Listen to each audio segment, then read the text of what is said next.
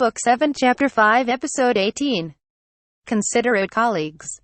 One afternoon, I was walking through the woods that grew through the grounds, along a path that had been cleared of branches and trimmed of tall grass just enough to walk through.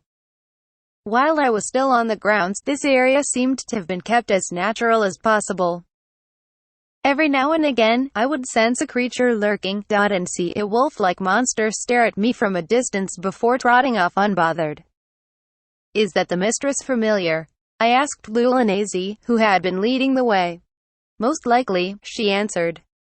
"Most wolf-like monsters around here, especially those who seem curious about us, are mistress familiars on patrol. Of course, there's a chance it may be one of the servants' familiars that happen to walk by. In any case, I have notified the security chief about our plans for the day, so they won't attack us." "Glad to hear." I wondered if many servants of the ducal family were also tamers. The lords and lady of Jamil have always been tamers, but they have an environment suitable for the familiars to roam in. Since they open these grounds to the servants and their familiars, I'm sure it's an environment suited for those who study taming magic. Take a look over there, for example. We had reached the end of the path to find a rectangular clearing. The ground was coated in thick grass and wild-looking flowers, and a large lake spread out to the left of us.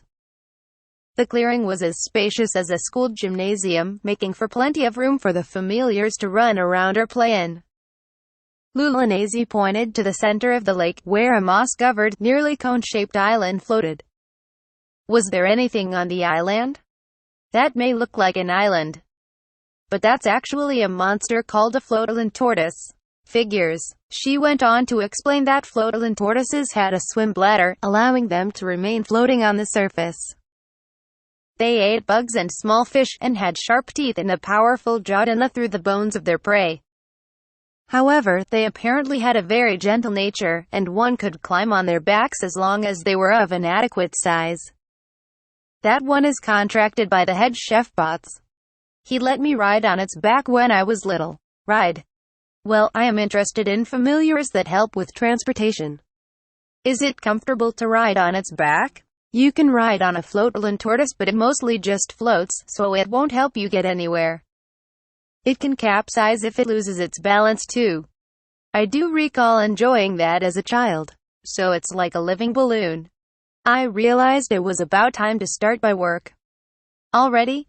He isn't here yet. Just going to get set up a little bit.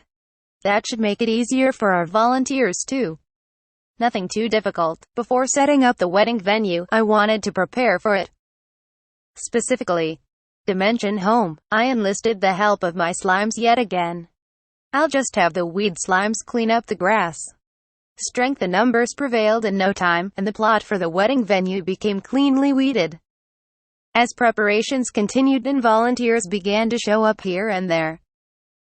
Ryoma. I turned to Camille's voice to find Zeph and Jill with him, holding Hughes, who seemed groggy for some reason, up by his arms. I was happy to see the four musketeers, but... What happened?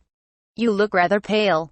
Are you all right? I watched Hughes feebly shake his head as he clasped his mouth and panted through his hand. Too nauseous to talk. His expression was enough confirmation. Whoa.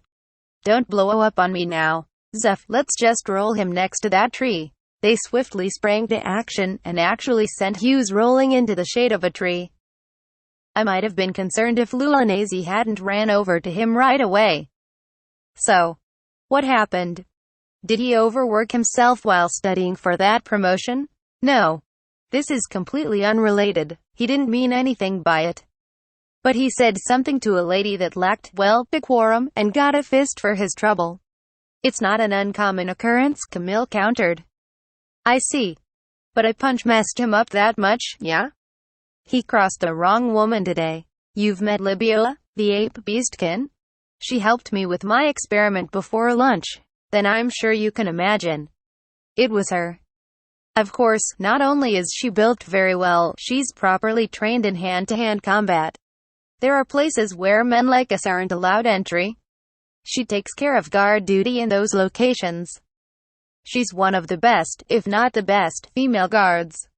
Her punch was so fast I lost sight of her fist for an instant. Got him clean in the sternum. Oh, wow. So she had swung at Hughes full force, going straight for the kill. What could Hughes have possibly said to her? I glanced over to him to see Luanese gingerly taking care of him. And while the pair seemed oblivious to them, the male volunteers were watching them with a glare. I could sympathize with them. Shall we let them be and get started, then? I don't think everyone's here quite yet. Though, that's probably for the best. I'll go talk to the people coming in now. In that case, please ask them to gather around that corner over there so I can explain what to do. The spot with the mound of sand, right?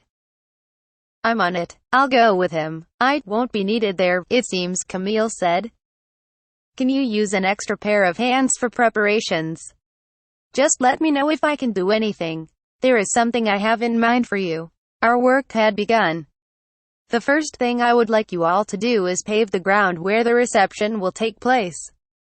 The area has already been dug down and outlined with bricks, so make sure to stay in that square. There, you'll see mounds of dirt throughout the area. Take some from a mound, flatten it over the ground, and even out the surface with this tool here. Please make the earth even with the markings on the bricks around the perimeter. Start working near an edge and work your way in. With Jill's assistance, I demonstrated the process to the volunteers. After flattening a patch of dirt large enough for someone to take a few steps on it, I said, once the ground is ready, lay down these stone pavers. The pavers looked like a combination of shape blocks, which I had conceptualized as a single object, crafting them through earth magic, knowing that most of the volunteers would be unfamiliar with this type of work. They were a bit cumbersome at 3 meters by 3 meters, but that would allow us to quickly lay out the floor of the reception space after the ground was flattened. The drawback was their weight, but most of the volunteers, since they were guards, seemed pretty muscular.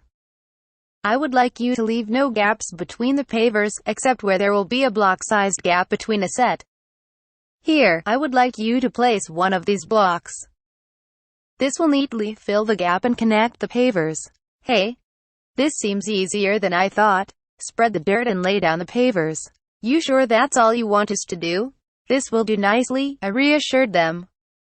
Taking on too many tasks would take up more time, not to mention make things more difficult once we would have to restore this place after the wedding.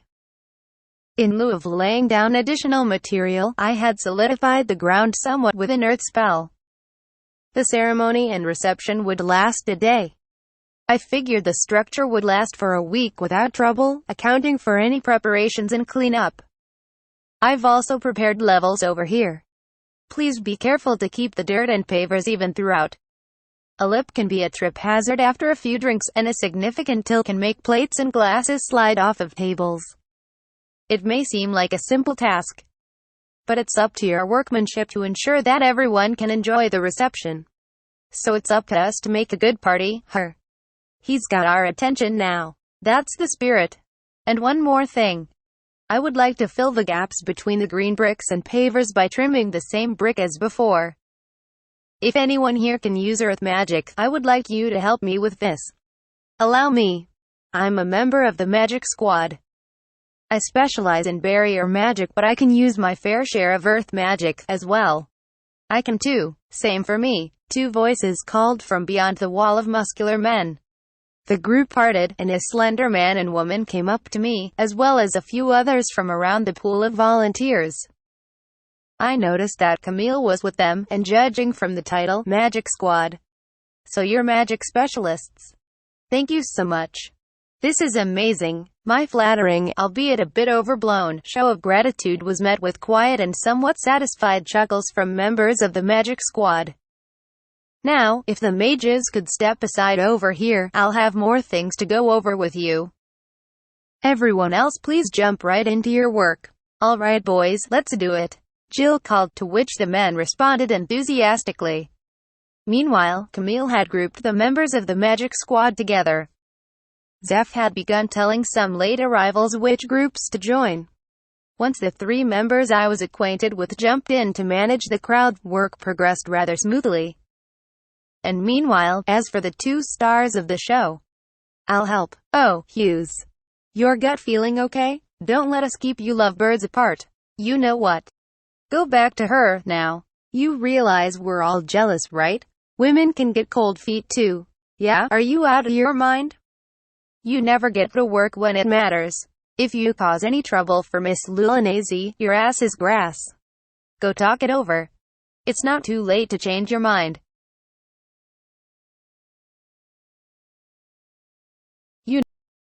You know, just go already. Get away from us. You traitor. Wait a minute, Hughes protested. Don't you THMMF. Excuse me. But could you take him away? I didn't know whether they were really jealous or just concerned, but only that they had knocked out Hughes yet again to manufacture themselves some alone time. He went on to spend time with his betrothed, spending what must have been a heavenly yet tortuous afternoon with most gazes piercing him from a distance. Everyone seemed to be close friends, but I had no idea why they each had to be so aggressive.